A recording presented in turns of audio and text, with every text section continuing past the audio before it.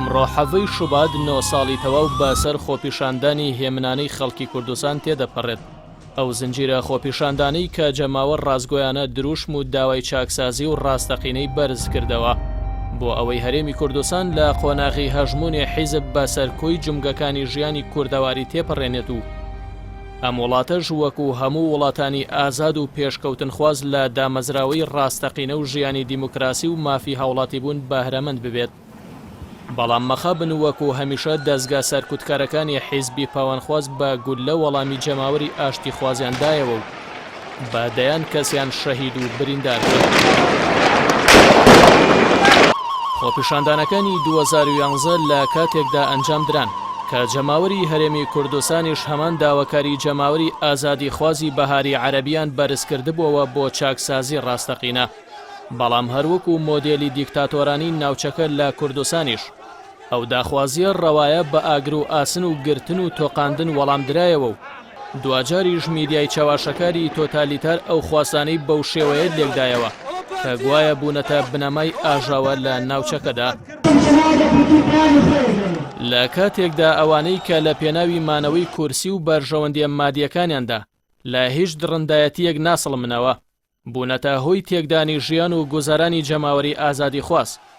هەروەکو لە کودەتای خوێناوی میسر و درڕندایەتی ڕژێمی ئەسەد و هاوپەیمانەکانی و تەرخانکردنی دارایی ئیمارات و سعودیە بۆ سەرکوتکردنی گەلانی یەمەن و لیبیا و شوێنەکانی تریشدا بەرجەستەکرا.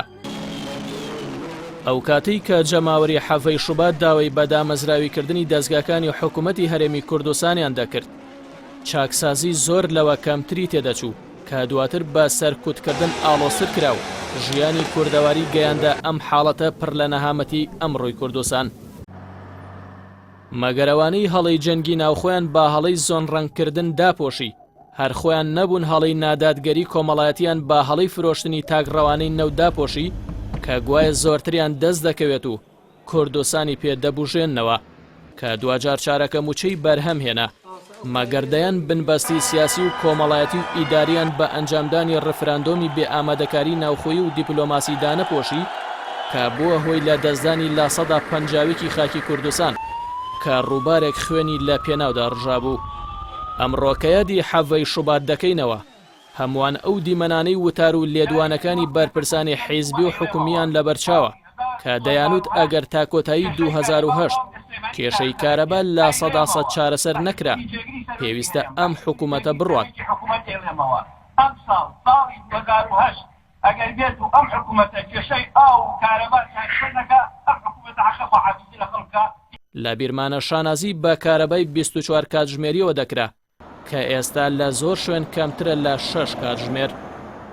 لە بیرمانە ئەو بەناو سەربەخۆی دارایی بەڵێنی دەدرا ئەنجامەکەی مایە پوچبوونی دایان کۆمپانیا و هەزاران پرۆژەی وەبەرهێنانی لێکەوتەوە و تەنانەت کاتێ حکوومەت بە تەواوی دامەزراندنی سەدان هەزار دەرچووی زانکۆ و پەیمانگاکانی ڕاگرت بەهۆی کۆنتڕۆڵکردنی کەرتی تایبەتیشەوە.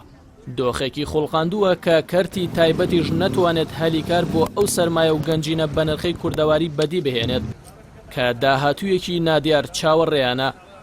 دەیان ساڵە بەرپرسان باڵێنی یەکخستنەوەی دام و دەستگاکانی هەرێمی کوردستانیان بەرز کردووەتەوە کەچی نە لە ڕووی سوپا و ناهێزی ئەمنی و نائیدارە یەکگرتووی پێوە دیار نییە و تەنانەت جیاوازیەکەیان ئەوەندە زەقن کاتێ دۆسەیەکی یاساییش لە زۆنێکدا دەخرێت لە زۆنەکەی تر جارێکی تر هەڵدەدرێتەوە.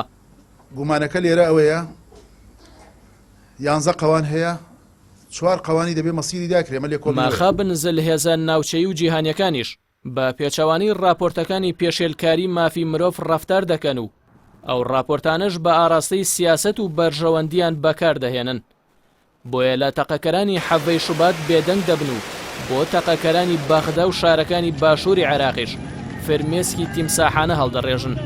بۆیە بکوژی چین و توێژەکان ئەو بێدەنگیە بە چرای سەوز دەزانن بۆ بەردەوامیان لە تاوان و نادادگەری و خەمساردی بەرامبەر خواستی جەماوەر.